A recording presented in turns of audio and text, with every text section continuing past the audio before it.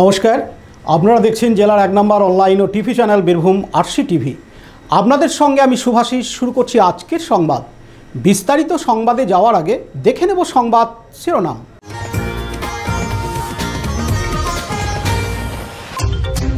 মহা অষ্টমীর বলিদানের পরই জয়তারা উৎসবে মাতেন দুবরাজপুর শহরবাসী। পুকুর পাড়ে নালা থেকে কিশোরের মৃতদেহ উদ্ধার পায় করে। বক্রেশ্বর সতীপীঠে মহা অষ্টমীর পুজো। তারাপীঠে কুমারী পুজো দেখতে উপচে পড়া ভিড়। মহা অষ্টমীতে কুমারী পুজো সিউড়িতে।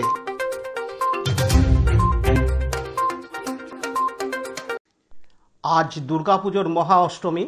এই উপলক্ষে বীরভূম আরসি টিভির নিউজ চ্যানেলের পক্ষ থেকে সকল দর্শক, শ্রোতা, বিজ্ঞাপনদাতা, সংবাদদাতা, কেবল অপারেটর এবং শুভানুদ্দেয়ীদের জানাই আন্তরিক প্রীতি, শুভেচ্ছা ও অভিনন্দন। এবার সংবাদ বিস্তারিত। শতাব্দী প্রাচীন রীতি মেনে দুবরাজপুর শহরে হয় জয়তারা উৎসব। মহা অষ্টমী ও মহানবমীর সন্ধিক্ষণে মহা অষ্টমীর বলিদানের পর অস্ত্র ও লাঠি সোটা নিয়ে জয়ের আনন্দে মেতে ওঠাকে কেন্দ্র করে ব্যতিক্রমী এক উৎসব রয়েছে বীরভূমের দুবরাজপুর শহরে। ব্যতিক্রমী এই উৎসবের নামই হলো জয়তারা উৎসব। এই উৎসবকে ব্যতিক্রমী এই কারণে বলা হয়ে থাকে কারণ রাজ্যের অন্য কোথাও এমন উৎসবের প্রচলন আছে কিনা তা কারোর জানা নেই। বীরভূমের দুবরাজপুর শহরের এই জয়তারা উৎসব ঠিক কখন থেকে শুরু হয়েছে তার উত্তর কারোর কাছে নেই। প্রত্যেকের উত্তর একটাই, আমাদের পূর্বপুরুষেরা বলতে পারেন না এই উৎসব কবে থেকে শুরু হয়েছে। তাদের এই উত্তরের উপলব্ধি করা যায় এই উৎসব কয়েক শতাব্দী প্রাচীন। জয়তারা উৎসবকে কেন্দ্র করে কচিকাঁচা থেকে বয়স্কদের মেতে উঠতে দেখা যায়। প্রতি বছর এই উৎসব দেখার জন্য হাজার হাজার মানুষের সমাগম ঘটে। দুবরাজপুর শহর ছাড়াও গ্রামান্তর থেকে বহু মানুষ ছুটে আসেন এই উৎসব দেখতে। মহা অষ্টমী, মহানবমীর সন্ধিক্ষণে মহা অষ্টমীর বলিদান শেষ হওয়ার পরই শিশু, কিশোর, যুবক সহ বয়স্ক প্রবীণরা টাঙ্গি, দা, ঢাল, তরোয়াল, বল্লম, ত্রিশূল এমন নানা অস্ত্রশস্ত্র হাতে উল্লাসে রাস্তায় শোভাযাত্রা নিয়ে ঢাকের তালে নাচতে নাচতে এক মণ্ডপ থেকে আরেক মণ্ডপ পরিক্রমা করেন। এই সময় মণ্ডপে মণ্ডপে ভিড় লক্ষ্য করা যায়। এই উৎসবের উৎপত্তি সম্পর্কে কথিত আছে অসুর বধের পর দেবতারা নিজেদের জয়োল্লাস শুরু করেন। সেই সময় তারা হাতে অস্ত্রশস্ত্র নিয়ে বেরিয়ে পড়েছিলেন এই জয়োল্লাস করার জন্য। সেই ঘটনারই প্রতীক হিসাবে বীরভূমের দুবরাজপুর শহরে প্রতি বছর এমন জয়তারা উৎসব পালন করতে দেখা যায়। অপ্রীতিকর ঘটনা এড়াতে প্রচুর পুলিশ মোতায়েন করা হয়। এই জয়তারা উৎসব চলাকালীন যান চলাচল বন্ধ করে দেওয়া হয় দুবরাজপুর শহরের রাস্তায়। এদিন দুবরাজপুর পৌরসভার চেয়ারম্যান পীযূষ পাণ্ডে জানান, আমাদের দুবরাজপুর শহরে কম বেশি প্রায় 50টা দুর্গাপুজো হয়। প্রায় সব মণ্ডপ থেকে এই সন্ধিক্ষণে অষ্টমীর যে বলিদান হয়, কারো হয়তো ছাগ বলি হয়, কারো কুমড়ো বলি হয়। এই বলিদানের পর প্রত্যেক মণ্ডপ থেকে এই জয়তারা বেরোয় এবং শহর পরিক্রমা করে যে যার নিজের মণ্ডপে আবার ফিরে আসে। এটাই প্রবাদ চলে আসছে। আমরাও সেই বাচ্চা বয়স থেকে দেখে আসছি এই জয়তারা। এটা মানে অশুভ শক্তির বিনাশ অর্থাৎ অশুদ্ধিকে পরাজিত করার পর দেবতারা যে উল্লাস করেছিল সেই উল্লাস অর্থাৎ একটা বিজয় উল্লাস। এই সন্ধিক্ষণে যে আমাদের অস্ত্রশস্ত্র নিয়ে যে মিছিল হয় অর্থাৎ জয়তারা হয় সেটাই আমরা শুনে আসছি এবং এই প্রথাটাই চলে আসছে দীর্ঘদিন থেকে। এটা কোনো নির্দিষ্ট কোনো মন্দির নেই। এটা দুবরাজপুর শহরের বিভিন্ন রাস্তা পরিক্রমা করে কেউ হয়তো পথিকরা যায়, কেউ অভয় মন্দির, বিভিন্ন রাস্তা ঘুরে দুবরাজপুরে কম বেশি প্রায় 50টা পুজো রয়েছে। সেই সব মণ্ডপ থেকে এই সন্ধিক্ষণে অষ্টমীর সন্ধিক্ষণে এই জয়তারা বেরোয় এবং শহরে যে যার রুট পরিক্রমা করে আবার নিজের মণ্ডপে ফিরে আসে। এটা মূল বিষয়টা এটাই যে দেবতাদের সঙ্গে অসুরদের যুদ্ধে অসুরা পরাজিত হওয়ার পর দেবতারা যে বিজয় উল্লাস করেছিল সেই প্রথা একটা দুবরাজপুর শহরে বিভিন্ন মণ্ডপে চলে আসছে এবং সেই থেকেই এই জয়তারা হয়ে আসছে এবং আমরা ছোট থেকে দেখে আসছি। সকল উদ্দেশ্যে একটাই বার্তা, অশুভ শক্তি বিনাশ, শুভ শক্তির প্রতিষ্ঠা, এটাই মূল বিষয়। এবং এই জয়তারা কম বেশি আমাদেরও অনেক বছর বয়স হয়ে গেলো, প্রায় 65-66।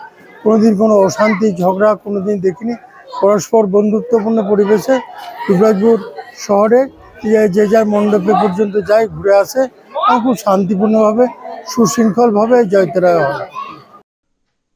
অন্যদিকে স্থানীয় বাসিন্দা বাবন মুখার্জি বলেন, দুবরাজপুরে ঐতিহ্যবাহী জয়তারা অষ্টমীর দিন বলিদানের পর এই জয়তারা হয়। দুবরাজপুরের প্রথম যে চামুন্ডা মন্দির, সেই চামুন্ডা মন্দিরে প্রথম বলিদান হয়। আর সেই বলিদান হওয়ার পর আমাদের 3টে মন্দির আছে, চামুন্ডা মন্দির, সিংহবাহিনী মন্দির, তারপর আমাদের ব্রাহ্মণপাড়া মন্দির। এই 3টে মন্দিরে বলিদানের পর সারা দুবরাজপুর আমাদের পরিভ্রমণ করে। এরকম দুবরাজপুরের প্রায় 25টি পাড়াতে অস্ত্র সহযোগে, সব একদম ধার করা ইস্পাতের অস্ত্র সহযোগে আমরা দুবরাজপুর শহর পরিক্রম করি। যুব সমাজ হিন্দুত্বের ঐতিহ্য বহন করি, এই জয়তারা আমাদের চলে। এবং দুবরাজপুরের যে দুবরাজপুরের নাম ছিল জঙ্গল দুবরাজপুর, সেই শুরু থেকে আমাদের এই জয়তারা উৎসব চলছে। এবং আজও কিন্তু ঐতিহ্যবাহী দিনকে দিন বাড়ছে এটা।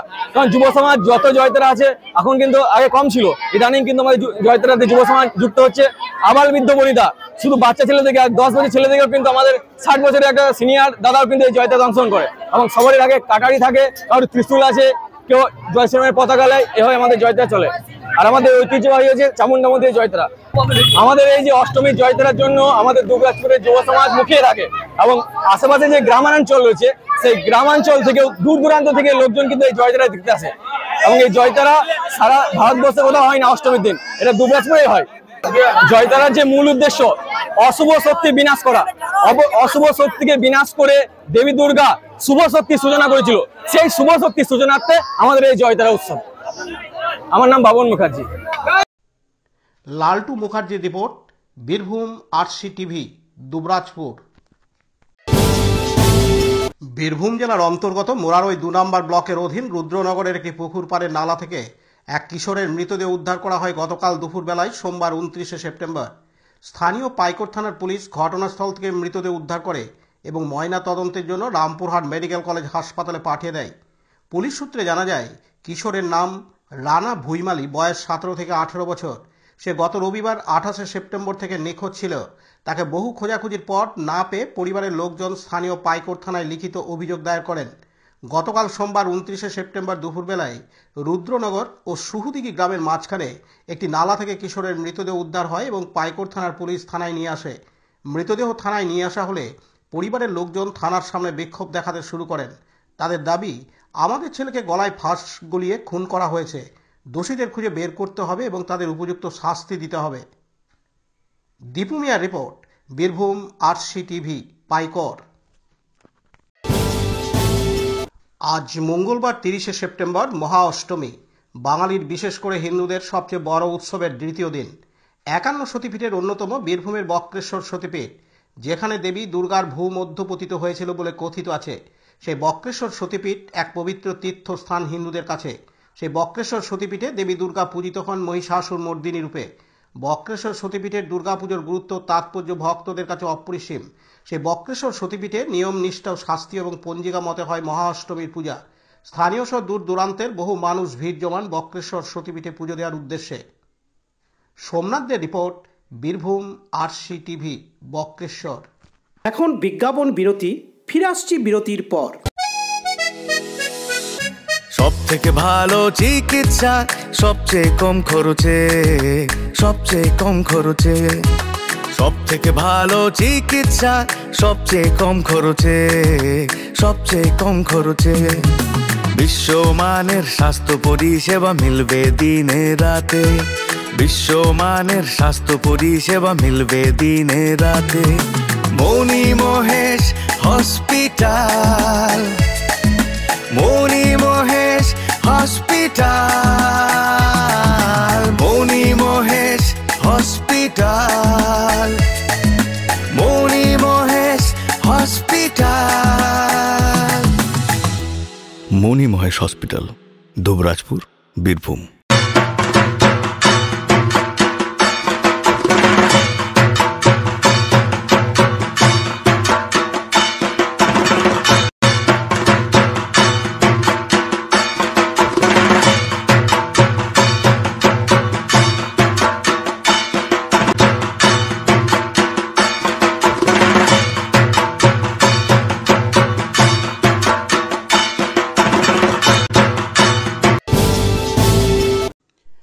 আজ মঙ্গলবার 30শে সেপ্টেম্বর, মহা অষ্টমী।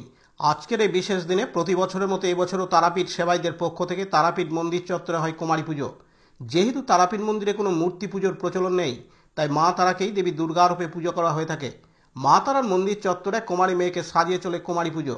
কুমারী মেয়েকে পুজো করার পর তাকে নিয়ে যাওয়া হয় মা তারার গর্ভগৃহে এবং মা তারার দর্শন করানো হয়। এই কুমারী পুজো দেখতে তারাপীঠে আসা পূর্ণার্থীরা ভিড় জমান মন্দির চত্বরে। পতিত পাবন বৈরাগ্যের রিপোর্ট, বীরভূম RCTV, তারাপীঠ। সিউড়ি লালকুঠি পাড়ায় 2002 খ্রিস্টাব্দে শ্রীগুরু অজপানন্দ ব্রহ্মচারী শিব বাবার সেবাশ্রম প্রতিষ্ঠিত হয়েছিল। তখন থেকে এই আশ্রমে শিব বাবার অনুমতি নিয়ে শুরু হয়েছিল দুর্গাপুজো। অষ্টমীর দিনে যথাযোগ্য মর্যাদায় কুমারী পুজোও শুরু হয়েছিল। এই পুজোর বিশেষ বৈশিষ্ট্য হলো খুব নিখুঁতভাবে সময় মতো নিয়মনিষ্ঠভাবে করা হয়। 4 দিন ধরে চলে নরনারায়ণ সেবা। এবারে কুমারী পুজো করা হয় দ্বিতীয় শ্রেণীর ছাত্রী 8 বছর বয়সী দিব্যশ্রী রায়কে, বাড়ি হুসনাবাদ, পিতা শিক্ষক দীনেশ রায়। এদিন আশ্রমের শীর্ষ সেবক তথা অবসরপ্রাপ্ত প্রধান শিক্ষক জীবন কুমার ভট্টাচার্য জানান, এটা 2002 সাল থেকে দুর্গাপুজো শিব বাবার অনুমতিক্রমে শুরু হয় এবং তখন থেকে একইভাবে ধারাবাহিকভাবে চলেছে এবং প্রতি বছরই মহাষ্টমীর দিন যদি তিথি পাওয়া যায় তাহলে কুমারী পুজো হয় এবং আমাদের কুমারী পুজোতে কোনো জাতপাতের কোনো ব্যাপার নেই, যে কোনো বর্ণের মেয়েকে আমরা কুমারী হিসেবে পুজো করে থাকি। আর আমাদের এখানে নবমীর দিন সবার জন্য প্রসাদের ব্যবস্থা আছে, আর বাকি 4 দিন ভোগ প্রসাদ আছে, যেটা আশ্রমীদের জন্য যারা এখানে ওতপ্রোতভাবে সারা বছর যুক্ত থাকে। পতিত পাবন বৈরাগ্যের রিপোর্ট, বীরভূম RCTV, সিউড়ি। আজকের সংবাদ এই পর্যন্ত। পরবর্তী সংবাদের জন্য চোখ রাখুন বীরভূম RCTVর পর্দায়। নমস্কার।